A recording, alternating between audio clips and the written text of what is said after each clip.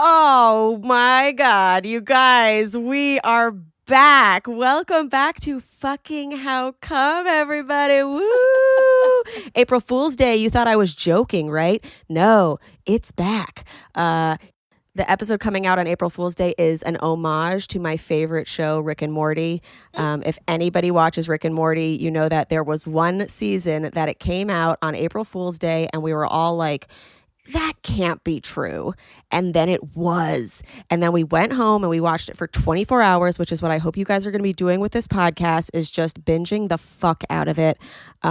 Go back, listen to old seasons. Like if you haven't come yet, now is the time. Go listen to season 1, episodes 1 through 6. Those are my journey. Follow those assignments. If you want to delve into other things that people think is sexually weird about them. Season 2, we break those myths. We make you feel normal. Go listen to that. And then season 3, it's kind of similar as to like the last Rick and Morty season is just like, listen guys, I know that you love us. We can't really stick to the universe because everyone's inside, honey. Now that Charlotte and I are separated, we can't have every episode be researched and amazing and stats. Charlotte wasn't even going to come back. My sister, who does research and produced the second season, she wasn't even going to come back this season because she's going to business school. Shout out to Charlotte. We are so proud of you. She got into NYU Stern. But we're going to still make stuff that you enjoy, and you're going to enjoy being back in the world of How Come. I'm really excited. I have some unreal guests lined up for you this season that I'll be recording with remotely. And once Charlotte gets audio equipment, we may be hearing from her as well because we're separately quarantined right now. Like we're not even in the same state. And I know that she definitely wants to say hi to you guys. And I know you'd love to hear from her. So once she gets audio equipment, we can get her in here too. But since I'll be recording remotely with a lot of these people, that means that there's also going to be video associated with those episodes. Ooh. So for instance, currently on Patreon, there is an entire 2-hour uncut version with video of this episode. Patreon.com/howcome. So go sign up for Patreon. Everything is $5 across the board now for access to everything. Because yeah, just go check it out. And I'm really excited. Seriously, the guests that are lined up, you are going to be obsessed with. And also I'm going to alternate between guests like right now and episodes that were shot in our hiatus period. So like some episodes we'll be talking about like what's going on in the world right now. And some of them it'll just be like back to sex and an escape and all that kind of stuff. And I think it'll be really, really good and fun. And of course, all of this is made possible by our amazing sponsors. I just want to give a big shout out today to Helix Sleep. You guys take their 2-minute sleep quiz and they will match you to a mattress that will give you the best sleep of your life. Find your perfect mattress at helixsleep.com/howcome. That is helixsleep.com/howcome. I also want to say thanks to Sweet Vibrations for supporting How Come. Get 15% off all toys when you use promo code HOWCOME at sweetvibes.toys. Yes, 15% off of all toys when you use promo code HOWCOME at sweetvibes.toys. I love these brands so much. I'm so excited to be sponsored by them because I believe in them so much. And this season could not be made possible without them.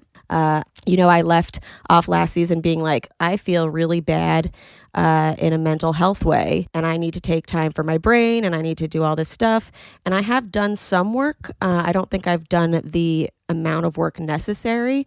Like, I didn't even know if I had the capability of coming back this season yet, because I was like, I'm still crazy and depressed. But then I realized you can still do work while working on yourself. In fact, like you kind of should. And I think that's a really important thing to know. And so we're back and it's exciting. And yeah. So now it seems everybody is working on mental health things because COVID-19 has most of the world quarantined. We're not going to talk too much about the virus, but we are going to talk about how to stay sane, whether that's in this life or when we're all back to normal life. How do we stay sane? And I have such an exciting first guest for you this season. Holy shit. If we're talking mental health, this woman has none. No, I'm just kidding. She is... Never heard of it. She is so great. I think you're going to love her. We're long lost lovers. If you don't already love her, you will. You guys, she is an actor, comedian, and mental health advocate. She is the host of the Confidently Insecure podcast and a panelist on E's Dating No Filter. And her book, Don't Fucking Panic, comes out later this year. You guys, welcome the beautiful, wonderful, hilarious Kelsey Darragh. Yay! How come? How come I can't achieve? How come I can't achieve? I'm rolling up my sleeves. Oh baby, I believe these guests can help. 'Cause I can't do it by myself. I wanna jizz. I adore you. You're fantastic. Happy season 3. Happy season 3. People who are watching right now can tell I'm in a different location, but those listening, you should know I am not quarantined at Nanny's house. I'm quarantined in Portland, Oregon at Ben's parents' house. And, A girl's dream. It's a girl's dream. Honestly, it's the best place I could have been quarantined. I was joking, but then I also was like, wait, that sounds like a dream. It really is. Like, I've been thinking about how bad my mental health would be if him and I were just quarantined at Nanny's house. First of all, companions, I have to tell you guys something. Nanny passed away in November. Jesus. I know. Some of you, I know. Some of you I'm were reached out and were so sweet and really helped me through the grieving process. That was another reason I didn't really want to start up the podcast again, because I was like, I just don't know how to record in this space, like where she was. And live in this space and stuff. So I will address that in an upcoming episode. We're going to have a whole Nanny Palooza where we talk about her and all the amazing stuff she was able to do. Yeah. Providing people a place and a safe space talking about taboo things. And look, I told you, you're the Beyonce of coming. So thank you. Whole Nanny Palooza. Charlotte has some really good voice notes that she saved from her, so we'll be able to listen to her little voice again. Nanny Palooza sounds like the most fun music festival that will overtake Coachella very soon. It's going to be the best. It's going to be all Julio Iglesias because that's what she liked.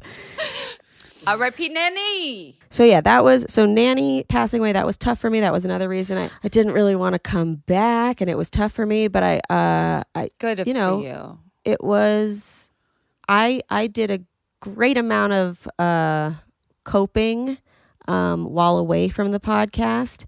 And I'm kind of happy that she died before all of this, because at least she got a whole special funeral instead of just that's such a good point. Just if she was around right now, I would just be so nervous about her constantly. Yeah. She would be so nervous about me. So we really got to pour one out for her. And again, I really appreciate all the companions that wrote in. I know how much she meant to you guys too. And I love that. Yeah, so we'll talk about her soon. But now let's talk about you. I am so excited to have you here. And I have to thank one of our companions. I don't remember who it was, but thank you for recommending Kelsey to me. Yay! Other companions, if you have recommendations for other guests that you were like, I think you guys would get along so well, you're probably right, because you know my soul. So yeah, thank you for that. I love the companions. I also love that your listeners have a similar name to the companions. Yes. You guys are the confidants. Yes. You have to say it with a weird French accent or it's confidants. Confidant. But I love your podcast because Confidently Insecure is such a it's an oxymoron, but it's we confidently are admitting that we don't know anything. Yeah, and I think in this day and age with fucking cancel culture, I mean, we all know white feminism, third wave feminism, whatever. It's we all just want to be liked and we all just want to be on the right side of history, whatever that fucking means to you and your generation. So I think it's just I just wanted to make a place where I could say whatever the fuck I wanted from the comfort of my own house and not be torn down from it. Now, if my podcast ever got taken out of context and fucking dragged apart on Twitter, yeah, maybe people might not like me, but I know I'm in control is what I feel like. And you know what your intention is too. Yeah, and I've always and I feel like you're the same way, is that I've always been the person that isn't afraid to ask the dumb questions. Totally. Well, that's one of the things that like I'll listen to seasons 1 and 2, especially season 1, and I will say some really uneducated things or just things that are like, that's how I think at the time or whatever. And I've gotten messages from it being like, you said something in, episode 2 that really hurt my feelings, or you said something, whatever. I want everybody to know that this is a learning process for me too. And I said vaginas were ugly. Do I believe that anymore? No, but it was something that I did believe at the time. And I do think that the journey is worth exploring and seeing. Because no a lot one's of born with all the fucking answers. No. You learn because you're a product of your fucking environment. And if you are lucky enough to get outside of your bubble from an age where it doesn't affect your professional image, great. But 90% of us are not that lucky. We do not have enough woke parents. Yeah. Also, like, there's a thing about us that people kind of forget sometimes, which is that we are comedians. And so sometimes because we are giving advice and we are like, we're some of these people's best friends. Like, I genuinely believe that some of the companions, like, I love them. Totally. They love me back. And so if I say something that hurts them, I'm like, oh my God, I'm so sorry. But also, please know that some things are said as a complete joke. Yeah. I've never said that, like, I have, like, the right. I'm not the right person. I don't know what the right person is, but I'm trying to explore that. I'm trying to figure it out. I'm trying to make people feel good. And so the only way we can do that is by like having these sometimes really unintelligent conversations, asking really stupid questions. Yeah. Yeah, and I think that's, like, you bring up a good point with comedy, that it has also changed so rapidly in the face of social media that these things were probably never okay to say. These jokes were probably never okay to tell. But now we have the platforms for someone to go like, hey, that's not cool. Hey, I don't like that. Yeah, hey, I don't like that. And, like, I think it goes back to that thing of like, well, who are you to make a joke about my identity? And I feel like a lot of comedians have shifted their jokes to not so much be about other people anymore and more self-referential and self-deprecating. And then that also breeds kind of this like depressing self-hatred comedy that follows you off stage or off screen or whatever. And so it's about finding a balance at like, I hate to be like, what can we laugh at anymore?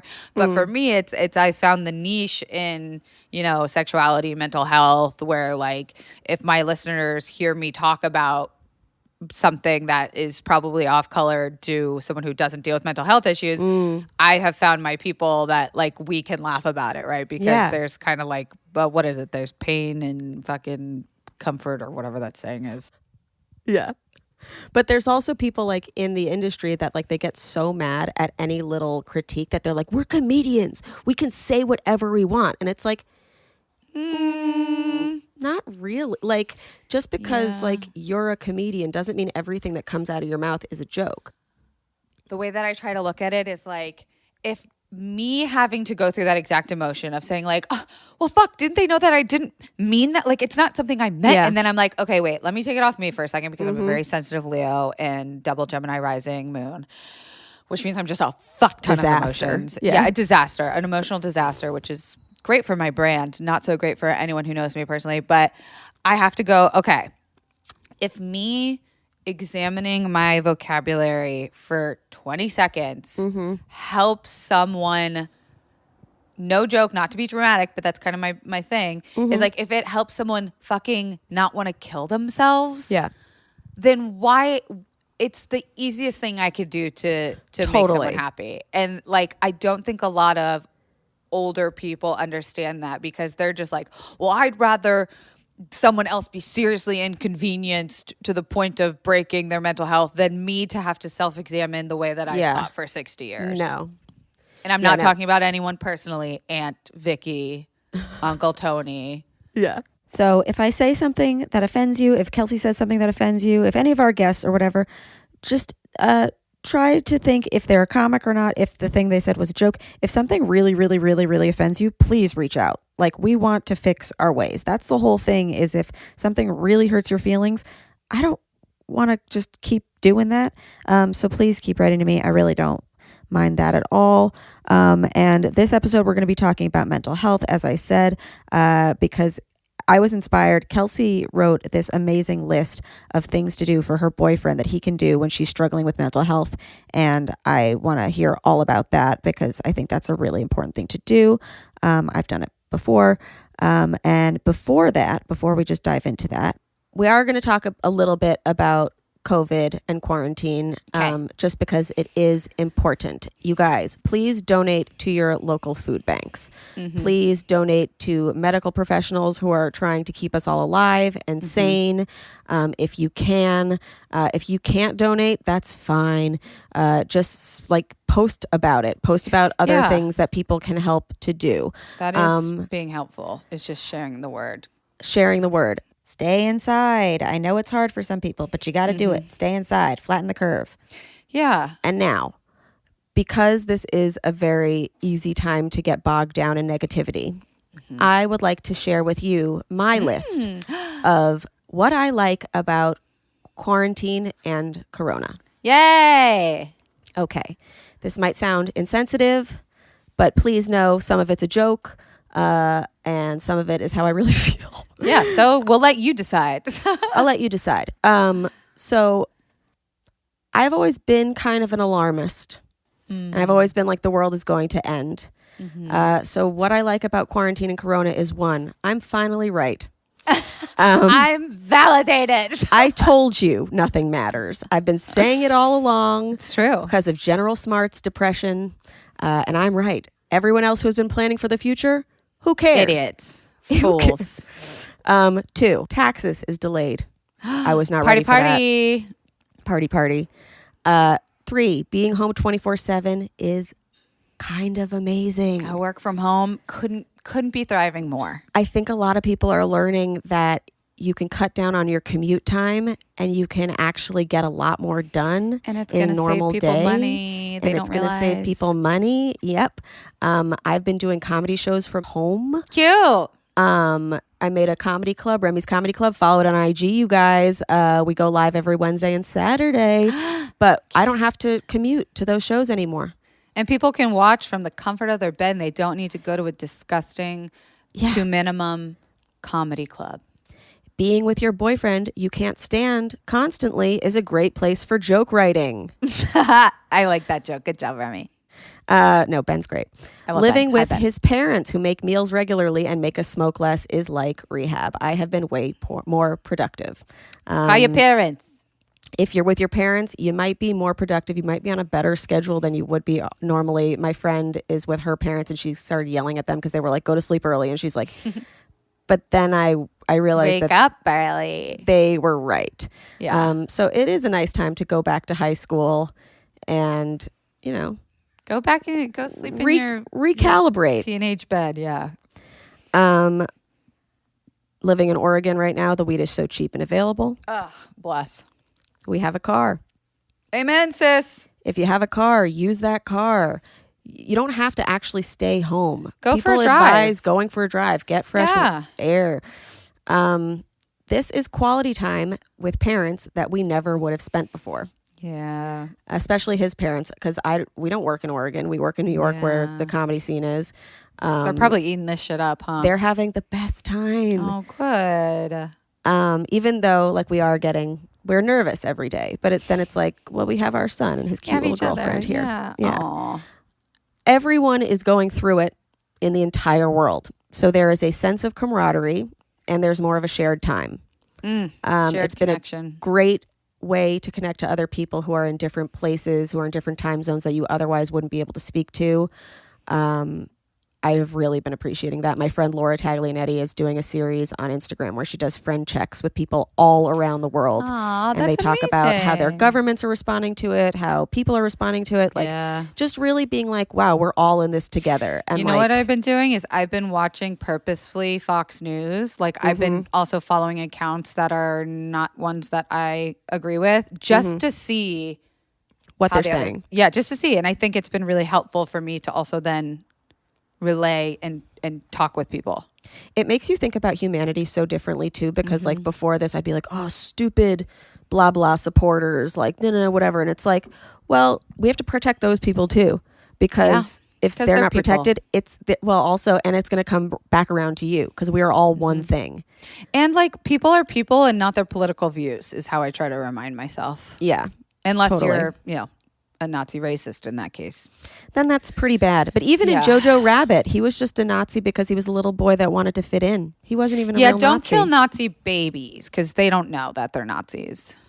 Sure. Didn't know that was on the table. I said this already. Saving a bunch of money on Ubers and getting to shows. Yes. Mm-hmm. Able to be more productive at home, video conferencing instead of meetings. I think this is going to change how the world operates. Yeah. A lot of people have been creative. I'm redoing my entire bathroom. Mm-hmm. But also like figuring out creative ways to like go live. Like I've seen concerts that have gone live. Oh yeah, that too. And workouts that have gone live. All that stuff. Or just like projects at home. Sleep is so much easier. Have you noticed that?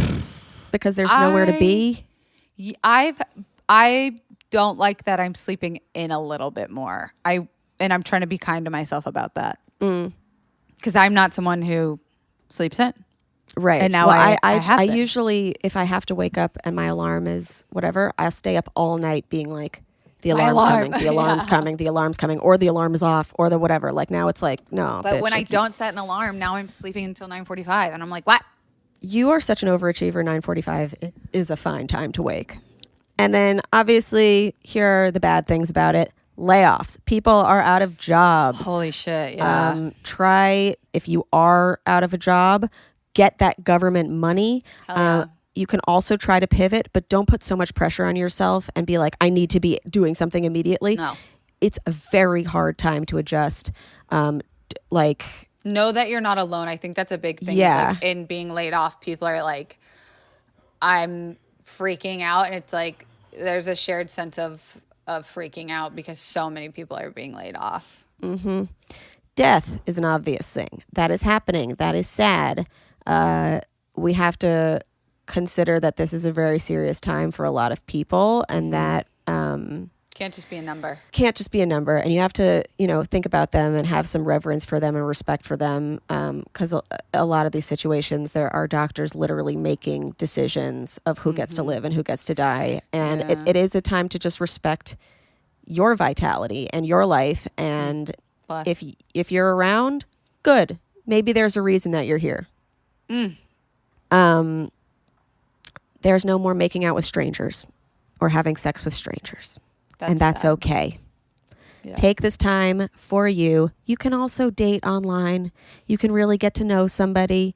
Yeah, because everyone's on their phones. So I would argue now is even a better time to go on Bumble. Totally. And if they're not responding to you, they don't want to talk to you. They don't like you. Yeah, he's just not that into you. I hate to break it to you. I don't hate to break it to you, sis. I'm doing you a favor. Mm-hmm. That's like, it's the best litmus test, because like you used to be like, oh, I'm so busy, I've just got so much going on. He doesn't. I love the tweet that was like, yeah, on a Zoom conference with my company, I just almost said gotta run, and then I realized there's nowhere to go. So funny. Love it. And then another bad thing is couples that just started, or fuck buddies that were having a really great time and now can't see each other. Yeah, I feel lucky that I live with my partner because I'm getting sexed on the regs. Mm-hmm. But see, if we were single and living alone, God bless you. But it's a good time to start masturbating. Do it in the right way. And also, you can listen to my episode. Yes. And I was going to say, in the episode that I did with you of your podcast, I recommended audio porn. See ya fucking later, bitch. Yeah. Only the, what are your people called? Companions. Companions. I almost called them the comrades, and I realized that sounded like cum-rag. Initially, it was between comrades and companions, but because of the Russian scandal and the ability to sound like cum-rag, I chose companion. I will tell the companions that if you watch the video of our episode on my podcast, you'll see the last 5 minutes I am like undeniably squirming because I am trying to get Remy to shut the fuck up so I can go jerk off. Because she got me so excited about audio porn that I was like, I need to go. I need to try this. And guess what? It was everything I was hoping it would be and fucking more. Amazing. Yeah.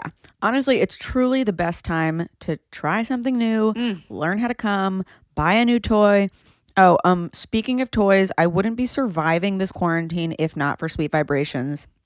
I brought their girl's best friend with me on this trip.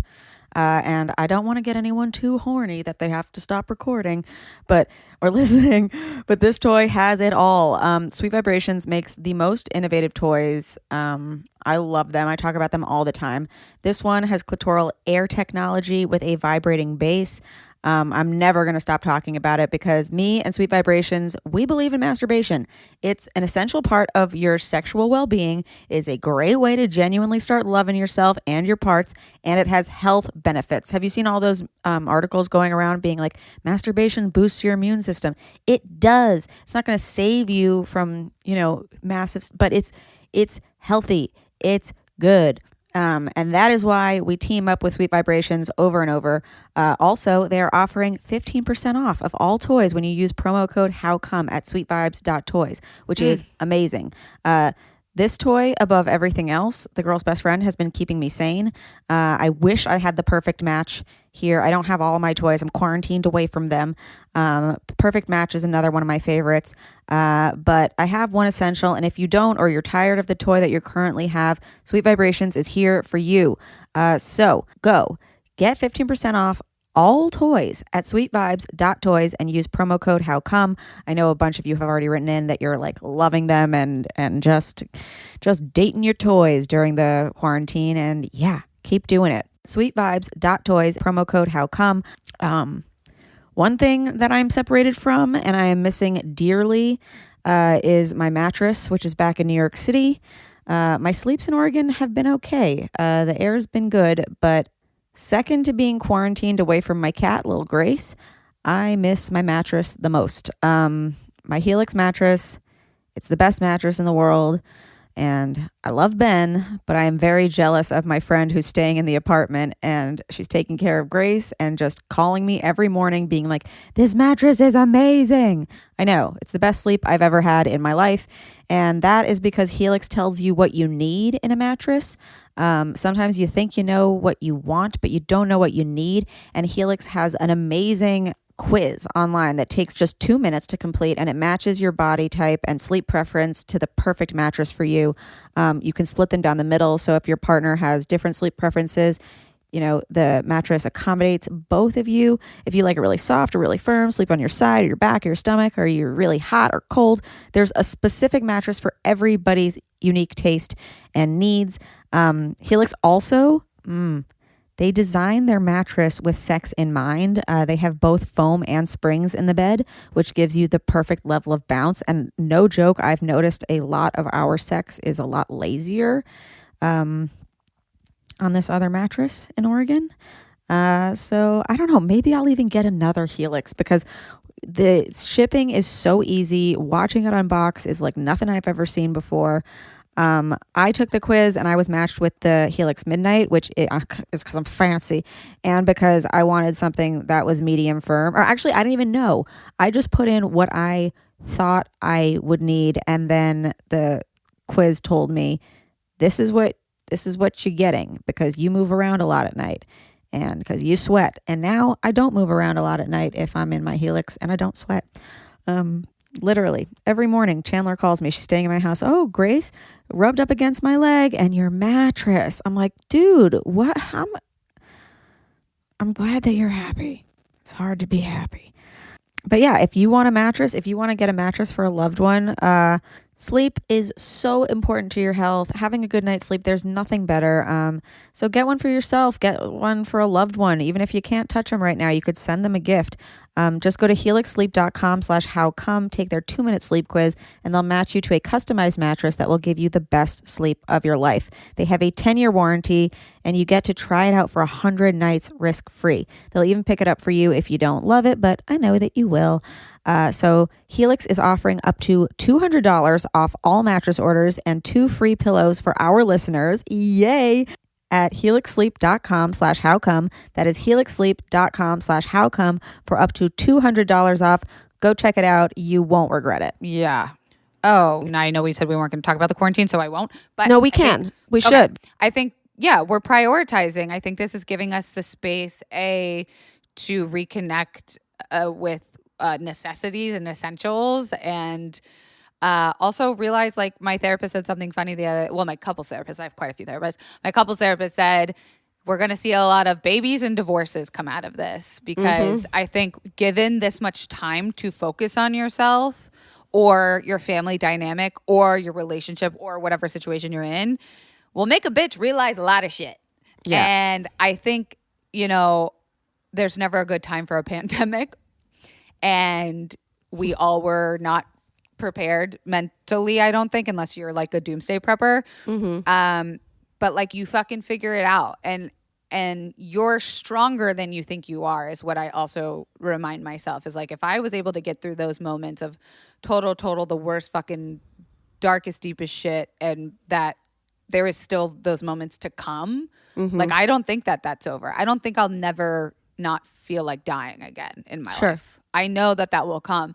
And just like my panic attacks, I'm able to go like, you old bitch, come here, give me a hug, you're back. Okay, like, get on my back, let's go for a ride. Like, I'm going to carry you around for a little bit. But I know at the end of the day that this is something I can see through to the other side. Yeah. And whether it be something that lasts for an hour or something that lasts for 10 years, that I know that this is worth living. This life is worth living. Totally. Yeah. And even if somebody's like, you're in the worst mental health state that you've ever been because of quarantine, and a lot of people are, because a lot of people are fucking scared, and like serious shit is happening and it is scary, you're allowed to feel overwhelmed. Like, give yourself those moments where you really can digest what's going on, because like, shit's scary, but also know that you will get through it.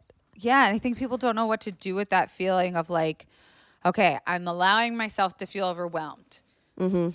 I still feel overwhelmed. Now what? Like, I gave myself to feel overwhelmed. Now what? And I think that that's like a scary place to be in too, because there seems to be like two sides of this quarantine, right? It's the people who are like, I'm still doing my routine. I'm still going to the gym. I'm writing my novel. My kids are all educated. And then there's people that's like, I've kind of given up on it. And I think both sides are right. The inside gym.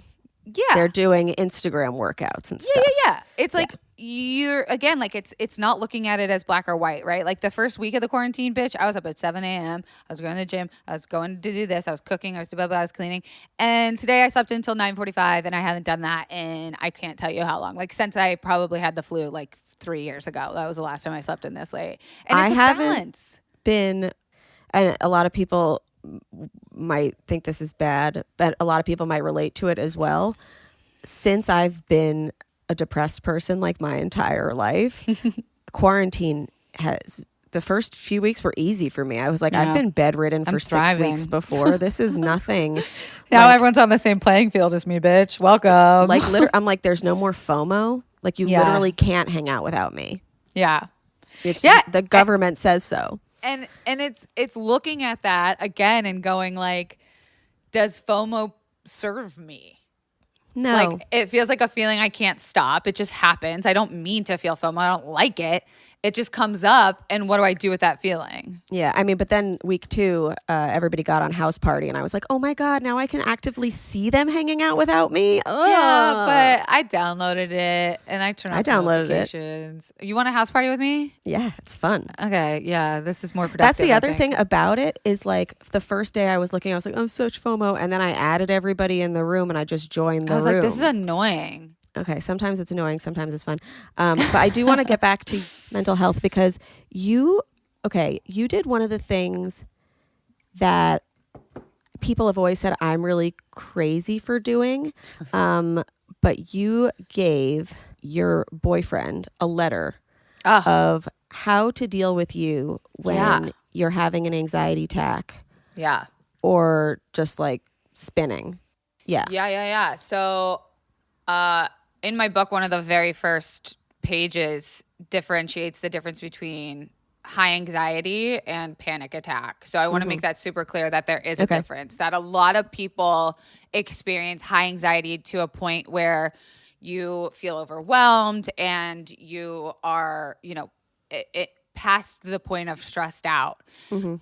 And explaining what a panic attack is, because I feel like our generation uses it. I mean, I'm guilty of it. I'll be like, oh my God, don't do that. Don't put the bananas in the fucking, I'm going to have a panic attack. I mean, and I deal with panic disorder.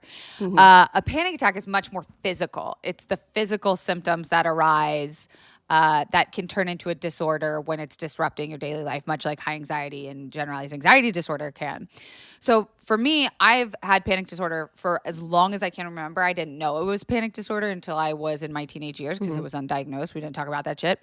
And all I knew was that out of nowhere, for no reason at all, what I thought was that I would be hit with these waves of derealism where I felt detached from my body. Things didn't feel real. I would have these crazy, insane thoughts. And I say crazy, insane because they were like what society dubs crazy and insane thoughts going through my head. I wouldn't be able to breathe. I couldn't swallow. And it felt like something physically was happening to me. And once I found out that that was a completely normal and treatable disorder that people have, I still was like, great, giving it a name doesn't fucking help me whatsoever. Like, I don't know how to deal with my heart not feeling like it's going to jump out of my chest for no reason at all. So as I began to understand my own mental health and became comfortable with my panic disorder myself, dealing with it in a relationship is a completely separate ball game. I mean, it's a different fucking sport. So wait, how long did it take for you to deal with it yourself? I still am dealing with it myself. I would say the last 3 or 4 years, I've really found coping mechanisms that help me. I wouldn't say I'm cured because I think panic attacks, once you have one, is something that you could deal with for the rest of your life. You can go into remission of not having them for 30, 40, 50 years. But once you've had one, you fucking know what it feels like. You know that feeling and you can recognize it anywhere. So for me, it's been about the last 3 years has really when I've sharpened my tool belt for coping mechanisms. And that's everything from dumb shit that I would have scoffed at 5 years ago. Like, oh, really? You want me to focus on my fucking breathing when I'm having a panic attack? Do you think I could really do that? You think I can really take a moment for myself and do, like, that's not possible. All the way to medication, my panic meds. And it really was about establishing a tool belt. So if I'm on an airplane, which is a big trigger zone for me, and I know that I feel those feelings of panic coming up, instead of immediately my central nervous system going, oh my God, we know what this is.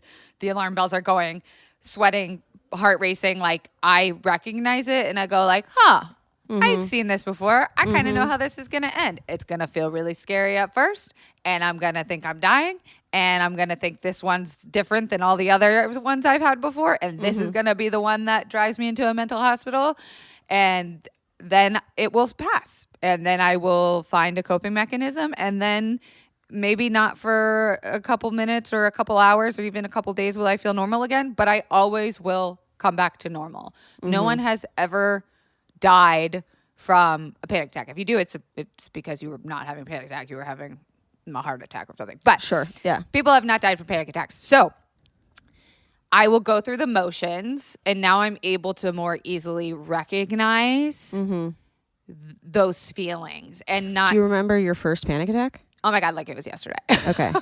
Yeah. It was after a soccer game, and I was probably like 6 years old, and so early. So fucking early. And I didn't know this until I went to therapy, and I was like, oh my God, I think what I thought was my first panic attack wasn't my first panic attack. And it was after a soccer game. And all during the soccer game, I had been walking up and down the sidelines asking the other girls on the bench if they had ever thought about what makes our lungs go up and down. And all of them were like, what? We're playing soccer. Get the fuck out. And I couldn't get on the field. I don't think about anything except Nilla wafers and easy cheese. Oh, and Gogurt. Yes. Yeah. So like, I just remember I couldn't get in the game because when I was on the field, I was like, oh my God, now they're going faster. Now they're going slower.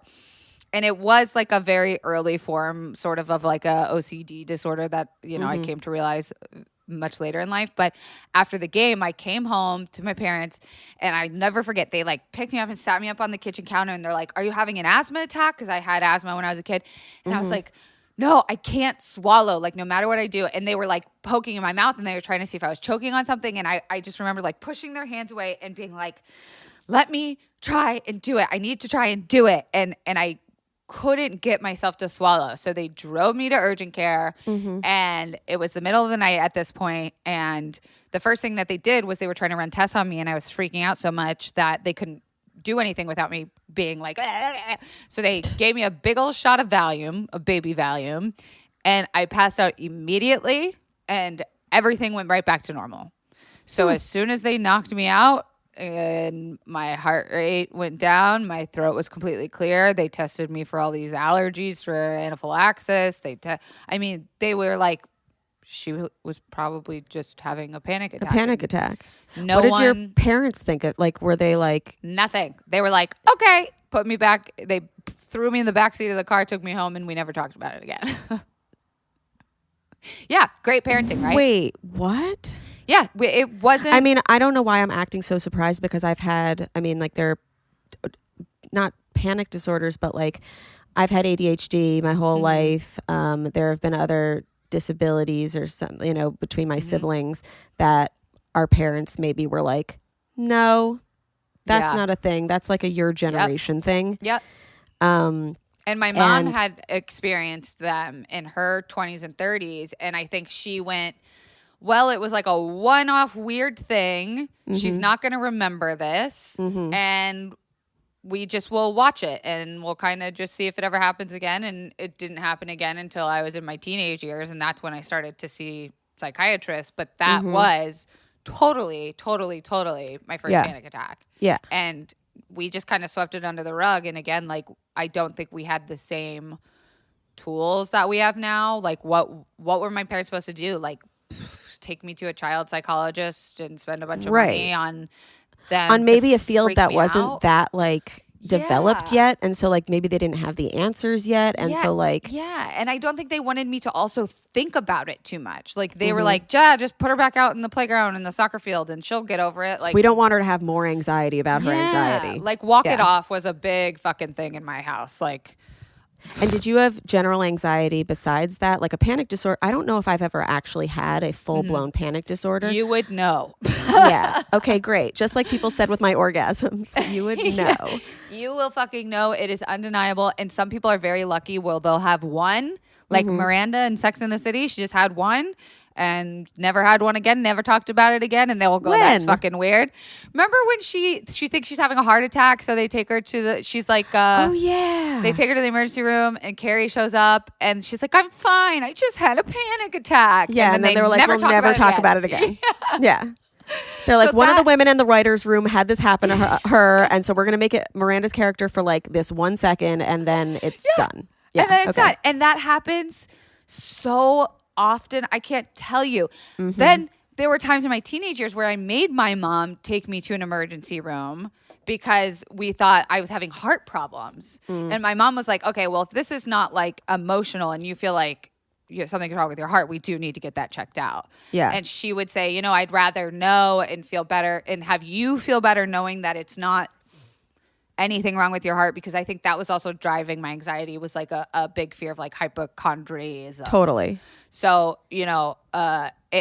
it was something that I think was feeding itself, that maybe the cycle could have been broken early on if they knew more about it. But again, like my mom had experience with panic attacks in her 20s and 30s, and then it just stopped. And she's like, She's Miranda. she's fucking Miranda, and it just stopped. And some of those people are lucky, and I hope to God that that's how mine will progress, because I have seen a fucking difference. I've gone from, oh my God, I've lost my mind, I need to check myself into a mental hospital, I'm going crazy, to I acknowledge this has happened before. yeah, I'm going through the see. steps that Yeah. And it's not going to lessen the feeling. It's not going to make it less scary. Yeah. But I am able to kind of put myself outside of it, and not in a disassociative way, which is very scary, but in a way where I'll just go like, you old bitch, you're back again. Kelsey's Come being here. crazy. Give me a hug, you dumb cunt. So I've said that to myself before.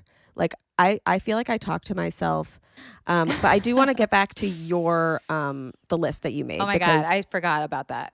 Yes, I think it's an important list, and it's just for like no matter how, if you have OCD or you have ADD or you have depression or you have panic attacks, giving somebody a list of what to do for you, I think can be really, really beneficial, because it's like saying it's not you, it's me. Here's my user manual, basically. And it's also like,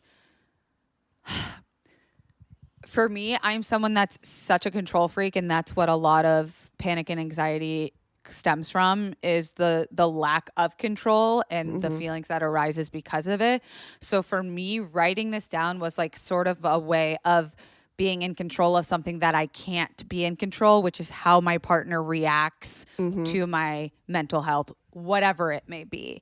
And, you know, specifically with my partner, Jared, I'm very lucky. I do not take for granted how open and willing to learn he is, because he's never had a panic attack. He doesn't understand. He's like, I don't get it, but I get you and I love you. And that's enough for me to want to read this fucking piece of paper. Whereas other relationships that I've been in before, and, you know, I do have a chapter about this on the book, where I've been with people who didn't get it and didn't want to.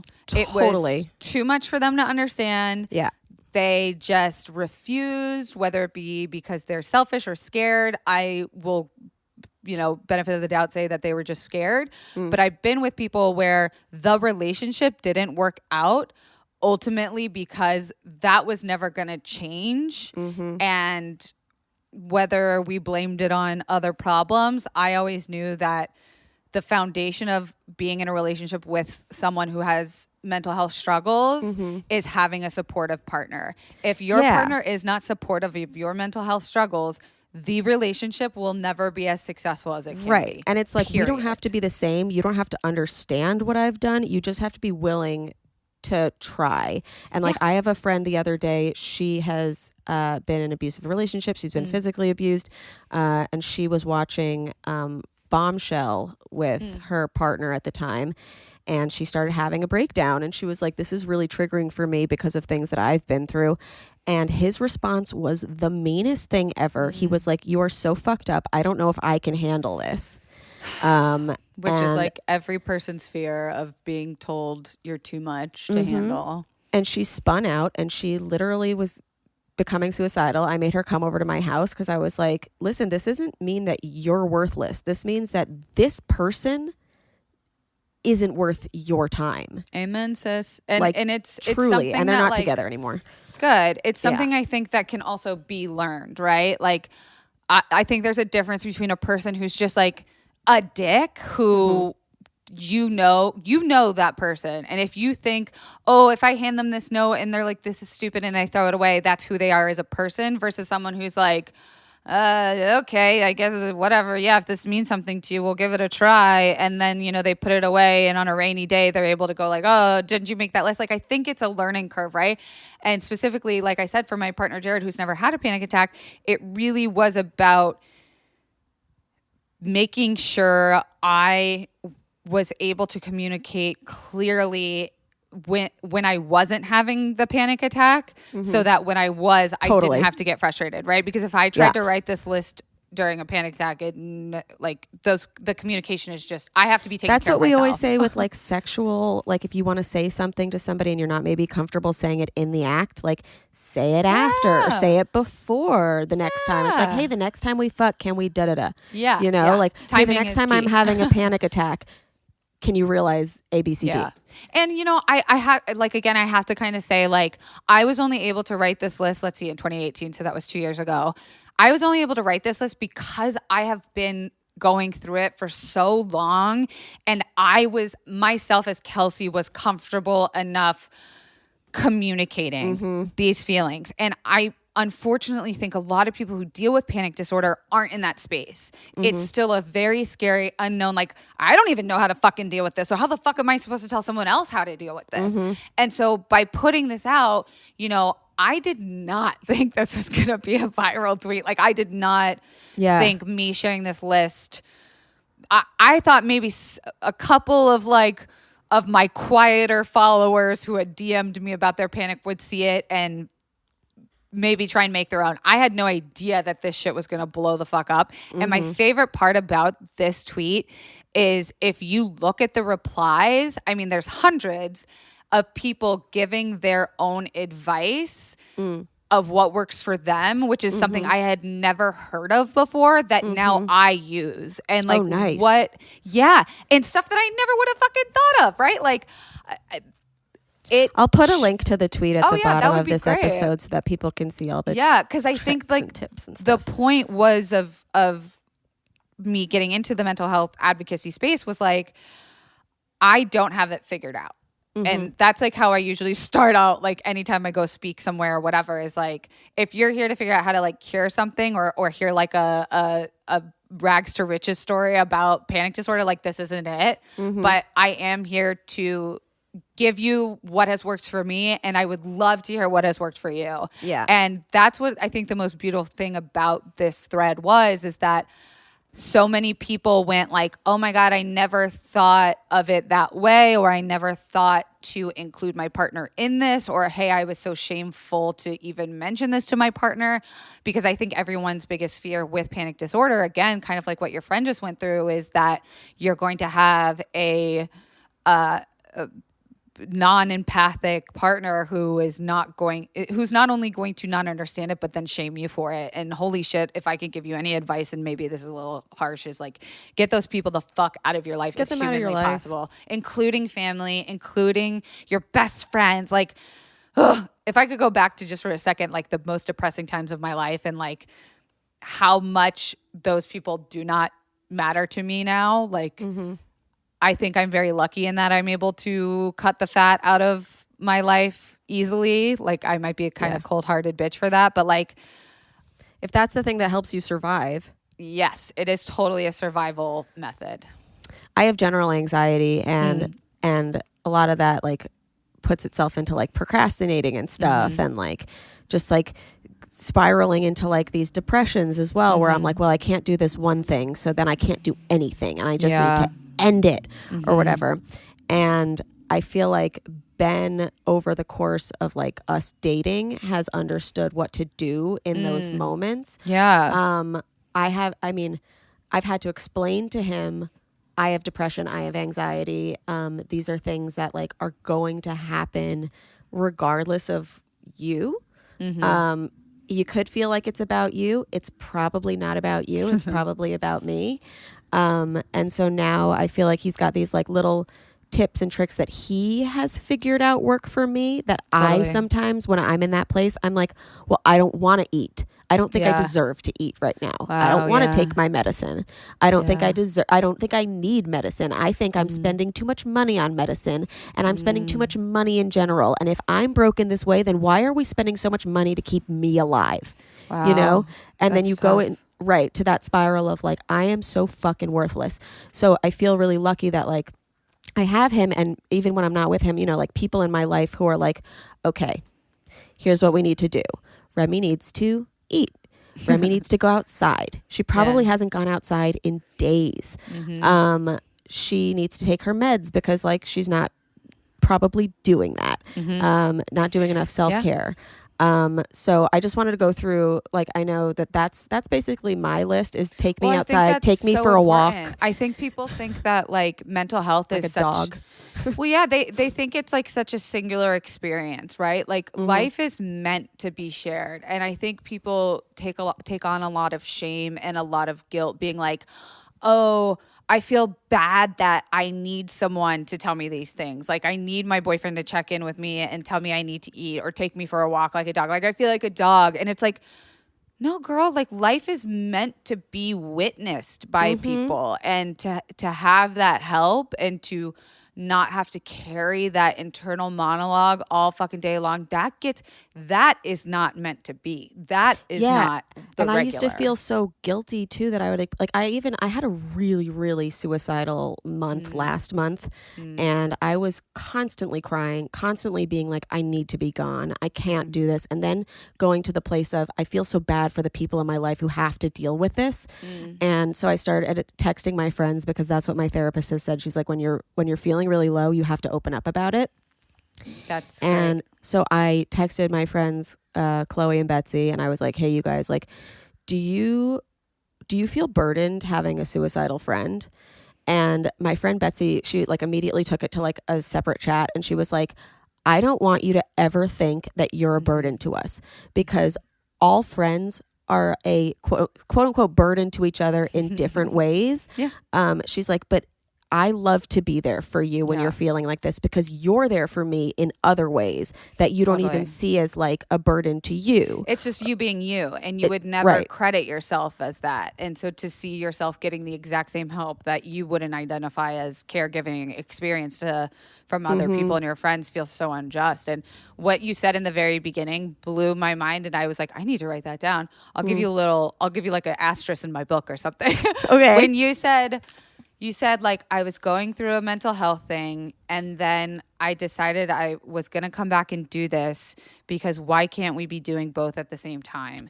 I think be. that is so fucking important, because I think this self-care generation and this self-care fucking marketing scheme we have turned it into has turned into, we're going through something, so I'm going to internalize, I'm going to isolate, I'm going to shut myself off from the world, I'm going to fucking face mask and do therapy, and I'm going to cry, and I'm going to watch a bunch of movies, and I'm going to eat, and then I'm going to come out of this like a beautiful caterpillar, like a bat out of butterfly. hell. Yeah, butterfly or bat out of hell. Bat out of hell.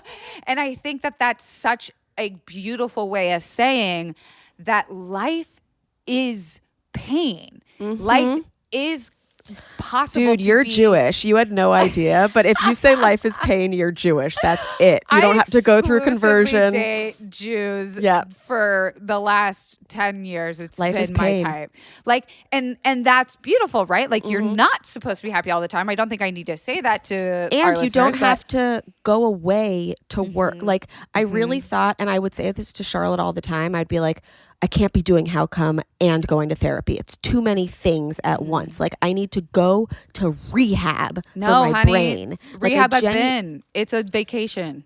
Well, yeah, we smoke less weed here, even though it's cheaper because like we're hiding from our parents. So this has been like a really nice little rehab process and I for think me. that's different. Like, I think rehabbing yourself, like rehabilitating yourself is different from,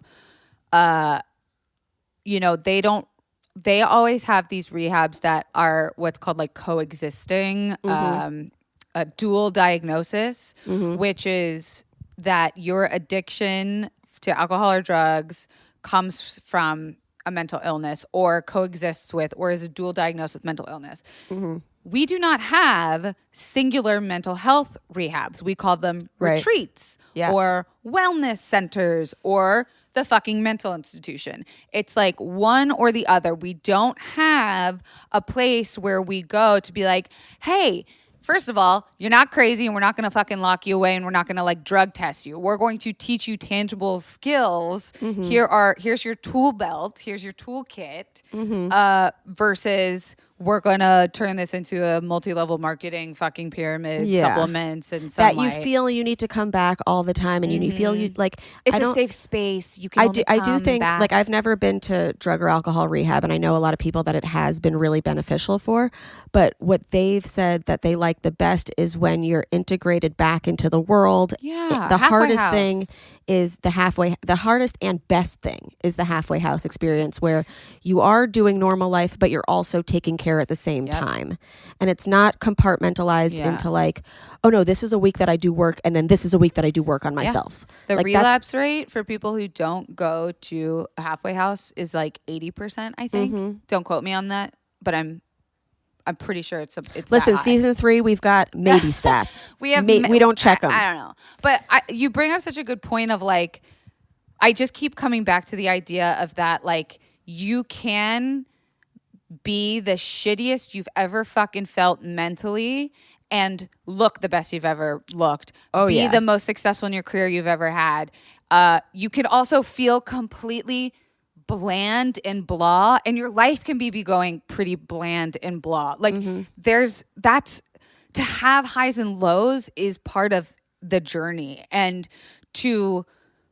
we are very tough on ourselves, and there's definitely a personality type that does that, where, you know, I've heard you say it already, is that we don't feel deserving of things because of X, Y, and Z. Yeah. Not, I deserve this because I'm going through X, Y, and Z, and maybe, you know, it comes back to like self-care being oversaturated, that it's like, it's a present to yourself. It's a treat when you've done like this thing. Or it's like, you deserve to be traumatized in order to do a face mask. It's like, no, we need to like, it's about integrating healthy habits into daily life. And this is coming from someone who's still incredibly unhealthy with so many aspects of their life, but recognizing that it is not an all or nothing situation when it comes to depression and anxiety and panic disorder, that it can feel very black and white.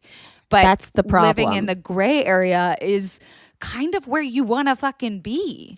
And it's the hardest thing to do too. Like my dad has always said, he's like, Remy, you go in like happiness from a 10 to a 1 constantly. And people will call that bipolar or mood disorder.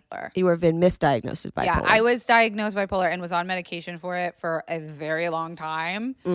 And it took seeing many doctors and rehab for me to go, what the fuck? That's not bipolar. That is not what that is at all. Yeah. No, I used to think I was bipolar because of the 10 to 1 thing. He was like, you're either super happy or you're super sad. He's like, just try and live at a 5 like me, you know, like live in the gray or whatever. And I was like, oh, I must be bipolar. But that's not bipolar. Bipolar is you have manic episodes and depressive episodes. And that's not just being super, super happy and super, super sad. And I think they're like, we don't also like, very rarely do we use certain types of diagnostic words anymore, like schizophrenia or bipolar. We use like mood disorder because people are starting to realize that, much like every other fucking thing in our life, that there is a spectrum. And once you diagnose someone as something, people take that as permanent brokenness, something to be fixed, something to be cured, something to work on. That's who you are. Right. That's your entire identity. When that's just a part sliver. of you. And, you know, people will say like, oh, I grew out of my this. And it's like, well, you probably didn't grow out of it. You probably just had better managing skills if you were lucky, you know how to and cope better enough. Yeah. And B, like our brain chemicals change. Our brains are neuroplastic. There is science to show that the way we are in our 20s is not the way we are in our 30s, is not the way we are in our 60s, is not the way we are when we're 10 years old. We have the capability to change, and we didn't know that even 5 years ago. And that's what kills me. No pun intended. Sorry, this is dark. That's what kills me about suicidal ideation and suicide statistics, is that in these moments, and I've fucking been there, I know exactly that feeling of, I don't necessarily want to be dead. I just don't want to be like this. I don't want to just feel this anymore. I don't want to have this problem. I would just rather be asleep permanently. So what is that?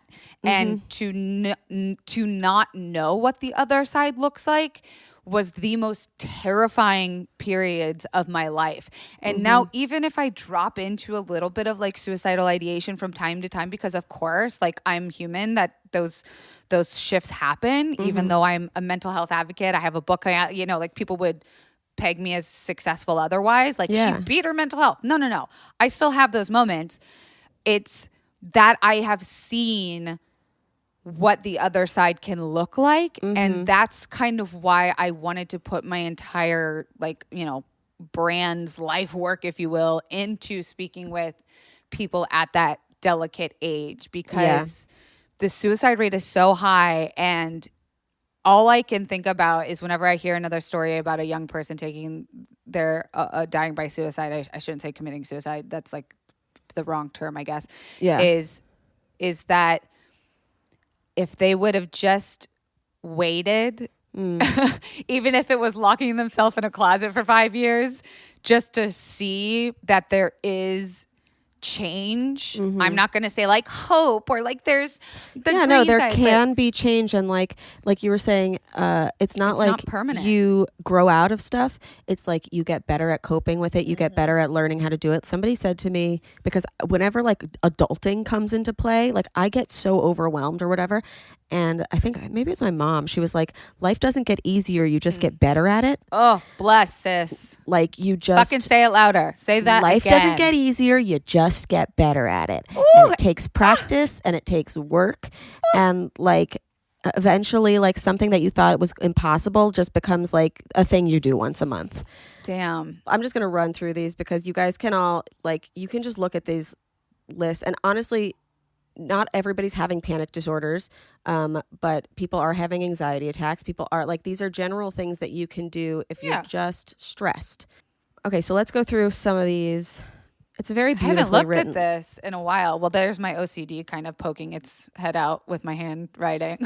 I love it. It's so good. I was at an airport when I did this. I was sitting at a bar eating bao at an airport bar in, I think it was Washington. And I started to feel panicky because we were at an airport and my boyfriend had his headphones on doing his own thing on the phone. And I was like, I need something to do with all this panic and energy pent up, because I know if I don't, I'm going to get on the plane and it's going to fucking shoot out the top of my head and I'm going to have to land the plane. So I just started writing this. Yeah. So 1, know that I am scared and won't be able to explain why. So please don't freak out or be annoyed with me.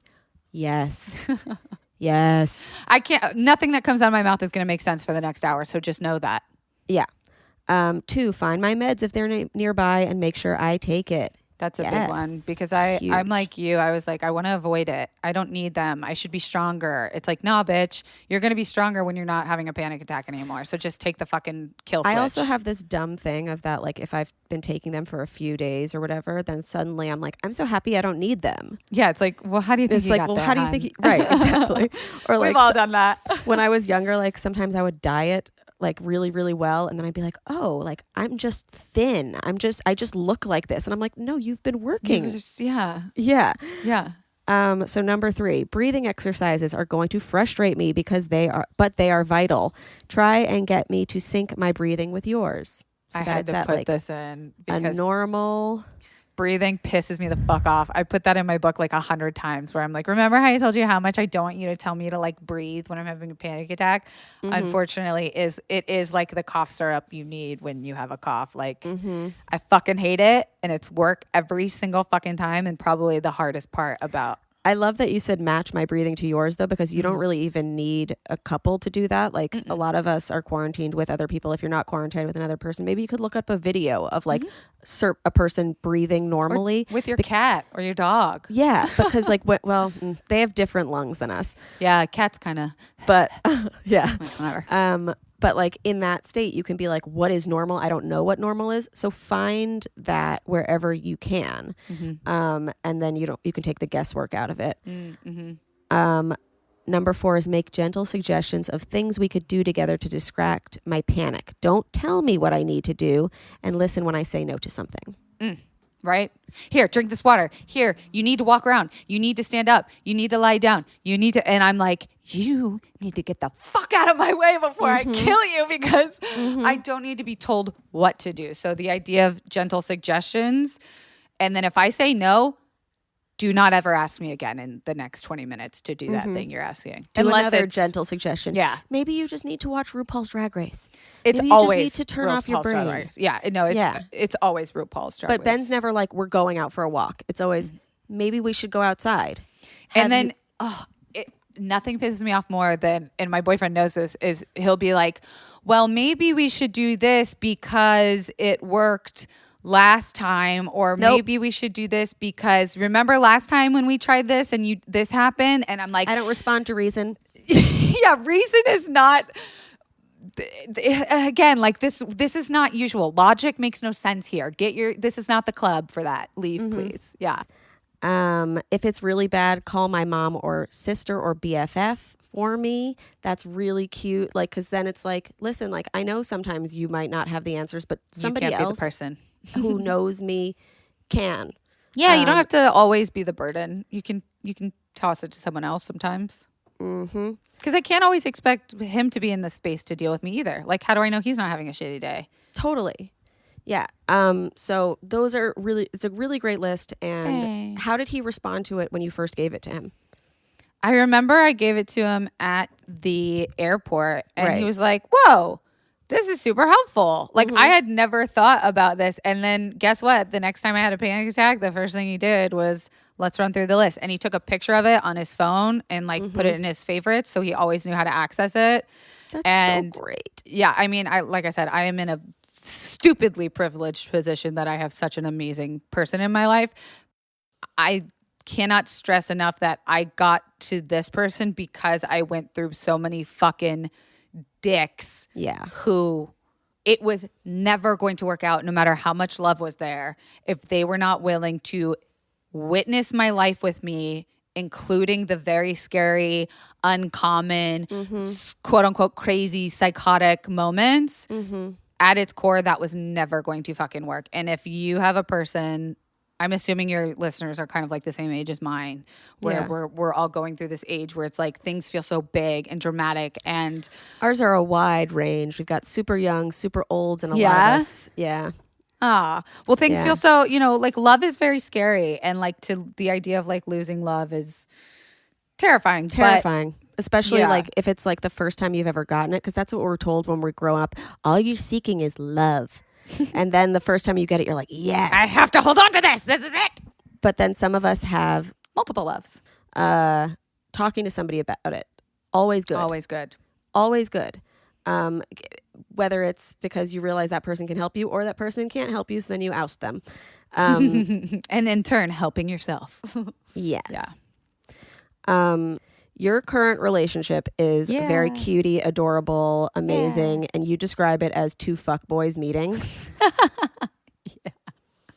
I forgot I said that. Like how, not how, but like how do two fuckboys decide to be in a committed relationship? We didn't. We were like, Okay. we were fighting the universe on it so hard. We were both in our, I hate to say like in our primes because I feel like I'm in my prime today, but at that moment we both were like, we do not need to date anyone seriously. Like we are in our careers. We are desirable. We are out. We are, and then we met and we were like, all right, you're just on my roster. Like, I'm going to fuck over here. I'm going to fuck over here. Do career stuff, make money, fuck bitches.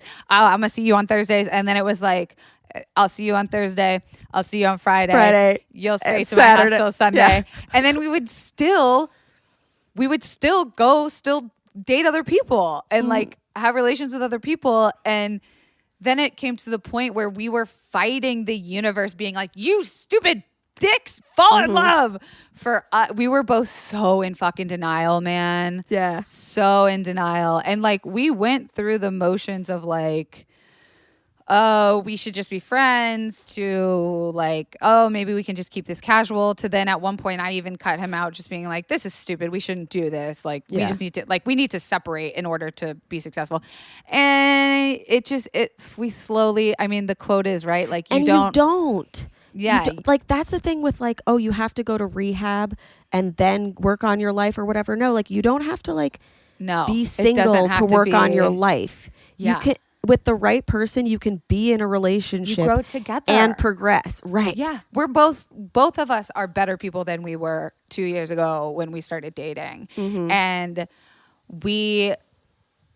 it was one of those things where it was like, it was gray for a while what we were. And because we were adult enough to fucking communicate honestly, I think that is what to this day keeps us connected as soulmates, is that we both very early on were like, we can go fuck 100 people and I will come back and tell you about it. I will never lie to you. And that has always been, I think, the thing, like, even if you're going to tell me something that hurts, you're going to tell me. You're going to fucking tell me. And I'll know. And there's not going to be lies. Yeah, there's that base level of respect, man. And Yeah. that's when I was like, oh, that's that's an adult relationship. So you guys started open and then stayed open. Like there was never any closing. Well, that people ask that, and Okay. we have absolutely closed the relationship before. Like we go through tough times, just like every other couple. Okay. And if we're going through some tough shit, me fucking someone else or him sleeping with someone else is not going to help. It's not going to help. Yeah.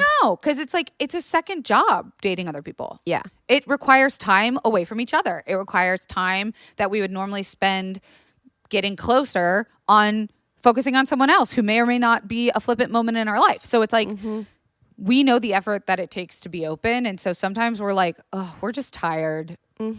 Or like No, we're that's- fighting and it's that's not like helpful. a really great thing to know, because I feel like a lot of people like who have never been in an open relationship don't really understand it. They're like, oh, like they're just fucking people left and right. Like no, Yeah.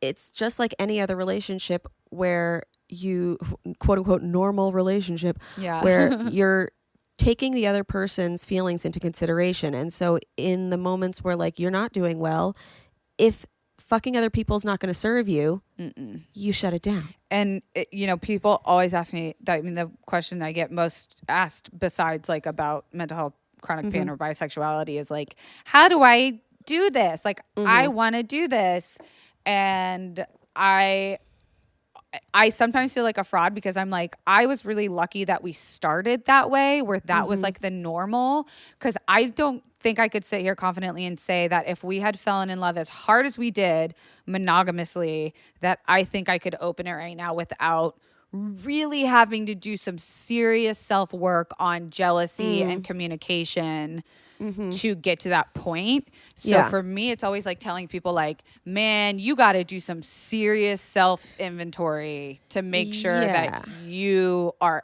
able to communicate what bothers you. And sometimes shit'll pop up that I'll be like, oh, I didn't realize that was going to make me feel weird. Like, I need to make sure I tell Jared, because if I don't, then it's going to be a problem. Totally. Yeah, no. And I mean, we interviewed Evian Whitney last season, and she was in a monogamous relationship that turned into an open relationship. So like, I tell you guys to like go listen to that episode if like you're in one of those. Like, it's possible, but also you have your own journey. So like, it's tough to give people advice that it's like, yeah, we started this way. Did you start this way? Because then it's like a choose your own adventure that like you're already on like page 6, but like we're on page 19. And like, we're different in that we are each other's primaries, and we have made that commitment, and we prioritize each other no matter what. And so even if he might be having a great conversation with someone, and if I'm like, I need you, I need your attention, I'm not comfortable right now, it's like, I know that he will put me first. And I think that that's also really important, is like, if you don't feel first in a relationship right now, you're not going to feel first. Ever. Yeah, ever. Is he bisexual as well? No, he is het cis Bostonian. And we still love him, and he still accepts you. Yes, and he is growing. Not just, I hate to use the word accepts. No, but he still loves you. Yeah, and accepts I feel me, like, and I accept I know, his but fucking accept crazy is- ass. Yeah, totally. Okay, now so we haven't addressed this at all. We've had an entire sexy sex. We've had an entire How Come episode without really talking about cum. Sex, ew. How dare we? So stupid, but I think we should. Your first time coming. Oh my God. Yeah. Okay. I started coming so young that I don't even know what age it was. And that came from, no pun intended, my older sister, who was humping things so much as a newborn baby that my parents took her to like a baby psychologist because they were like, why won't she stop humping things? And they were like, she's just going to grow out of it. She didn't grow out of it. She never stopped humping things. I think I saw her humping things, not realizing that it was just not sexual for her. And it was very sexual for me. Look, there's my sister doing her fun thing. Yeah, she's humping the side of the playground outside. Hey, I'm going to go do that too. And I think the difference is like I clearly had a very intimate knowledge of what felt good early on. And I did it so much and would get caught so much that my mom had to lie to me and said if I kept doing it, my vagina would fall off. Oh, no. So that there was like a period of time where from like birth to probably like 6 or 7, I couldn't stop doing it. And then I was like, oh, I shouldn't do it because my vagina will fall off. Oh, and God. then it became this like secret thing. I mean, I knew what an orgasm was before I even knew what masturbating was. Like I knew that feeling of feeling good very fucking early. I didn't even know you could come when you were a baby. Yeah. You can. You can. Our first episode, season 1, Wendy Starling said, toddlers have clits too. I was gonna say that's some merch, but do not make that merch. It's one of the most off-color things that we've said. But it's fucking true. And I hid it for a very long time. But I was caught all the time doing it. I mean, I remember when Titanic came out, that sex scene, I was just like, oh, God, what do I... And we had it on VHS, and I hid the VHS in my room, and I would rewind it and watch it all the time. And there was like one, like on like sex.com or boobs.com or something, there was like one preview clip that was free that you could watch, and it was like 15 seconds long.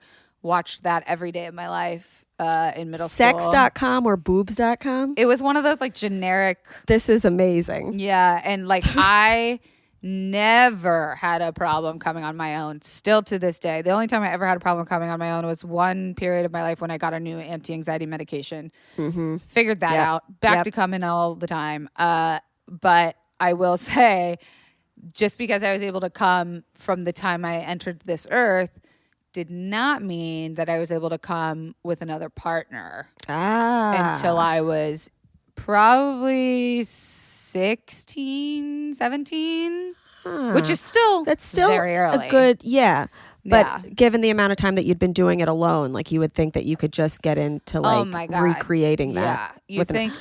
Can I ask about your technique solo? Were you using hands or? I'm so glad you're fucking asking this. Okay. Because I thought everybody masturbated on their stomach. The fact that people masturbate on their backs, I was just like, that's fake. That's for porn. That's for visual stimulation.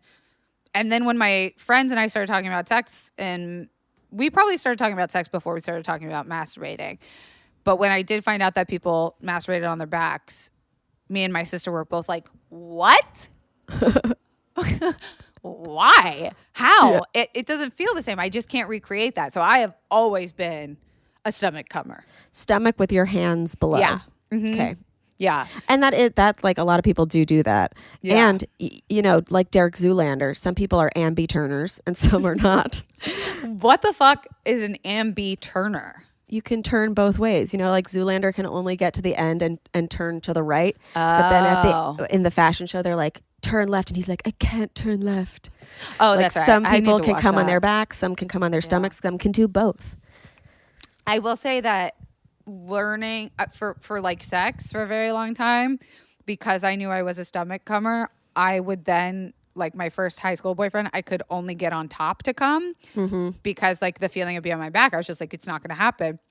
So I will say the fun thing that still continues to this day is figuring out ways that aren't the typical like on my stomach position. That's the pressure from the front, like the routine. Like I know if I just kind of got to get one out and like I want to go to sleep or I got something to do, I know how to get there. But the fun part about sex is kind of like, oh, an orgasm on my back doesn't feel the same. It is kind of like different and fun. Well, because I'm thinking that it's like you're a science experiment to me now. Like the blood flow is different when you're on your back and on your front or something. But also you're saying the pressure of being on your stomach. Like maybe can you recreate that pressure from somebody pushing on your stomach or something? Or it's just, it's really fun to use yourself as science. Yeah, and I think I'm lucky in that like I also broke out of the scaredness of talking about my routine orgasmic way. Like, I think probably I did a disservice to a lot of dudes by faking it for a very long time. Yeah. And I think I made like a promise to myself probably like 3 years ago that I was like done faking orgasms. It just doesn't do anyone any favors. But because I said that, I then had to, you know, fucking talk the talk and walk the walk. I had to figure out other ways to do it. And then that in turn made me have to have the conversation with people of like, hey, it's not you. I've just for 20 something years only ever came on my stomach. So give me a little room to learn how to, you know, figure this out another way. And that's not always received well by people who can't take words at face value. But that's the same thing that like even telling somebody about your mental health thing is like, if they're like, wait, you can only come that way, I'm not willing to do that. It's like, okay, well then you don't need to be involved in this. Yeah. And I think the other thing is like, they are like, if she can't come, it's my fault. And it's like, no, literally like a peg fits in a hole this way for something years. You have to like give me a little wiggle room to figure out where else the peg can fit. What do you remember when you were 16, how you made it happen with another person? Yeah, I was on my bedroom floor with my high school boyfriend on the carpet, and I was on top, and I was like grinding on him so hard to make it feel like I was masturbating on my stomach that I got rug burns on my knees. Champ. Yeah, and I just remember being like, I'm so close to it feeling like I'm alone. I'm so close to it feeling. And I remember telling him, like, we had sex a million times before. And I remember telling him after that one time, like, I think this was the first time I actually came with someone else. And he was not happy about that because we had sex so many times before. And then I had to explain, I didn't know at the time that sex without orgasm is still fun and good, right? Right. Like we were so goal oriented that I think I didn't know when I was 16 to say that. So then it just became like an argument, I'm sure, of like, oh, you've just been lying to me. And I'm like, no, I still I really was fun. having fun. Yeah, like it still felt good, but I didn't know at the time. I didn't have that language. Well, because maybe he couldn't understand it because sex wasn't fun to him without an orgasm. Yeah, and boys at that age were not about. For him at least, I don't want to speak for all men, but you know, I find a theme that a lot of them were really there having sex with women so that they could go back and talk about it with their friends. And they just wanted to make sure. Not just guys, like I think girls too, like everybody at that age was like, I just want to do it so that I can say it.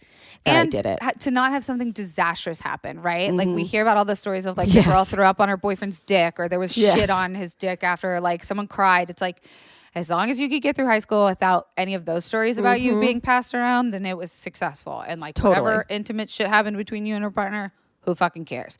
And, you know, again, like I think in high school, I just laid there and let people do shit to me because I was just so fearful of me being talked about a certain way or them being talked about a certain way. And, you know, I really only ever felt super like horny or turned on with girls. And I did shit with girls, like my girlfriends. I was going to ask you, when did you know? Way before I was hooking up with guys. So I was like a late bloomer. I lost my virginity when I was 15, the week before I turned 16, which was late. For you guys. For Florida. Yeah. And I didn't kiss a boy till then either. So I was like very late bloomer. But what I wasn't late with was discovering my feelings of what felt good with women from a very young age. And like some people will be like, oh my God, Lena Dunham. But like me and my neighbors who were girls would like play with each other all the fucking time when we were kids. Like we'd be playing doctor and shit and like touch each other. Yeah. And I was like, I'm not traumatized by it. For all I know, they're not. I mean, maybe they are. I don't fucking know. But you know, if it didn't traumatize me, I don't think it's harmful. And it wasn't like an older person doing something to me. It was like two kids just discovering their bodies. And that to me felt way more comfortable. So that when I was in like 6th grade at sleepovers and playing truth or dare with my girlfriends and we'd make out with each other, it wasn't weird. Like I was like very comfortable licking a pussy before staring at a dick in my face. So interesting. So did you mostly just date guys growing up or women as well? Yeah. So like it took me a while, the same way that like I had to recognize later in life that I had a panic attack earlier than I recall. I had to accept later in life that those, you know, feelings that I had in middle school were valid. Yeah, it wasn't like we were drunk on one I ice was young cooler. and dumb. And like everyone goes through it. Everyone does it for attention. I had to be like, oh no, that was fucking That's me. comfortable. Yeah. Yeah. And so I had like a secret girlfriend when I was 17. That was like my best friend that we would use like any excuse to get drunk because we knew if we got drunk, we were going to end up making out and just like doing stuff with each other. And we both like would date guys, but then like we were always with each other. And so we really got to experiment a lot that way. And like, I don't love that. It sounds so hot. Yeah, and it was. I'm really horny now. So You're like, we got to wrap this up, much like I was the other day. Yeah. Yeah. So it was like, I have a lot of respect for that person, and she's married to a man, but is openly bi still. And like, we talk on Instagram and stuff. And I think we just have a lot of respect for each other of like, hey, it wasn't cool at the time because we were in like Republican Florida, conservative town to have said what that was. But like, she and I fucking know what that was. And I think it's just like a very nice thing that we share. I think it is a very nice thing. Yeah. I think it's sad that you guys had to like get fucked up to do it. Oh, but yeah. also it's like, let's But I get fucked also- up so we can be ourselves. Yeah, I also had to get fucked up to make out with a guy. Like I Fair. just think like I was insecure, but yeah, it really was like we purposefully were like, should we drink Parrot Bay and like go drive around and like sneak into a jacuzzi because we were itching to just get to that point of one of us being like, all right, fuck it, let's kiss. Like it was so, I can't believe I found someone like that so young. Like I feel very lucky. Yeah. Yeah, I'm jealous of you. Are you straight? No. No one's straight. No, well, I guess I haven't really told the companions this, but and I think they've like had inklings of stuff because of the conversations that I've had, but I think this is the year that I'm coming out as pansexual, but very picky. So I'm attracted to everyone, but also no one. That's so valid. That's like so real. Like, yeah, I'm Like- attracted to everyone, but that I don't want to fucking. But not you. Yeah, not you, bitch. You're an asshole. Like, yeah, I think that's very funny that people automatically assume that you'll just kind of date anyone. Yeah, no. Like, I'm not desperate. No, I'm not desperate. I just like I like people. I like parts. I love boobs, dicks, ginies, faces, butts. You know, like I'm down for it all, but only if they're my type. Yeah. So Yeah. that's how it should be. Yeah, and it's honestly like an interesting and different thing to kind of realize that. I mean, I've kind of known it my whole life. Like just the way you were saying, like I would reject things in my childhood and be like, "Oh, you're attracted to girls," and I'd be like, "You're not attracted to girls," you know, Don't be a fool. because I also didn't know that bisexual, yeah. pansexual was a thing. It was like you have to choose, and I was like, "But I love boys," so I really like leaned into that. But especially like really coming to terms with it while I'm in a committed relationship with a guy is kind of strange and feels almost imposterish to come out as, because it's like, well, I'm straight passing and I'm in a straight and heterosexual relationship. Like, why would I even need to say this? But I feel like it's really important for me as like, and it was important for me to tell Ben. And I would like, argue more important, just because that exactly what you're saying is that he can know me.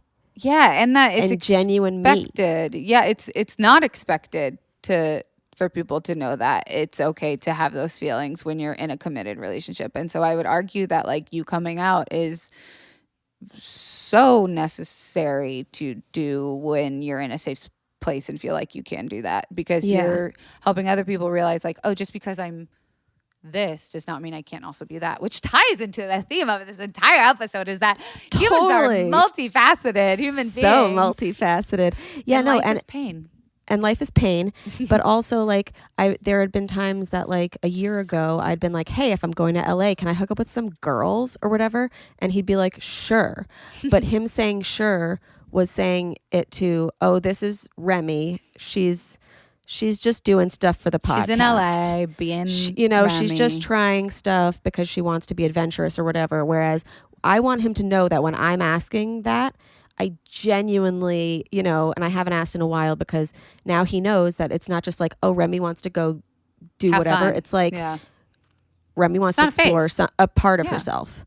And Remy that's- might be getting emotionally attracted to these people, so that when I am opening that up, it's not just this like sly thing of like, I'm gonna hook up with people and it means nothing. I want you to know it might mean something, and so if you're gonna respond and say that this is allowed or this is not allowed, I want you to have all the facts. Amen. And that, like, I love that this is happening after you've been in a relationship for so long, because I think the older we get and the more comfortable we get with sex, it's like who we, if we're lucky enough to know who we are and decide and come out as a thing when you're in your teenage years, great. That doesn't mean in 5 years you can't fucking change and that your idea of sex can't change. And like, even for our generation, we always thought of sex as penetration, penis, and vagina. And it's like, now that we're allowed by society to believe other, then what about all the people that have been in committed relationships? If scissoring counts, then I wasn't a virgin past 6. There you go. But yeah. Same. And it does count. And it fucking felt good. And that's why we have to check in with those people and make sure they are not traumatized because we had sex with them. Isn't it interesting too that shame is an inherited emotion? Like no matter what culture you're in, no matter what age or time you live in, before you know what most emotions are, shame is universal. Yeah. I mean, I think it's good because it just is an indicator. Okay, we need to have a conversation. And then once the conversation's had, usually the shame's eliminated. Shame was established to keep people alive. It was established to keep dumb fucking Tony from doing dumb shit and getting the tribe killed. And that's all. Tony? I keep bringing that up, huh? I don't know what Tony fucked me up in my life, but I'm going to have to revisit that. But yeah, if you're feeling shameful, talk about it. Talk about it with the person you felt shameful with. Talk about it with other people. Have so many conversations until you're clear on what that shame was. Get a therapist. Get a therapist. Do you know what's really great? Right now, a lot of therapists are doing online sessions. And it was something that I never wanted to go to therapy because I was like, it's already so expensive and I don't want to take a cab there. So I'm not going to do it. Now there's no excuse. You don't have to spend, you'll still pay for the therapy, but it's cheaper online. You can do face-to-face sessions. And I think this is a really good time to like start doing therapy when you're okay. If you're okay right now, or if you're not, like just make it a consistent thing so that when we get back to normal, time to start. Yeah. And we will get back to normal. You'll have a routine and a support system.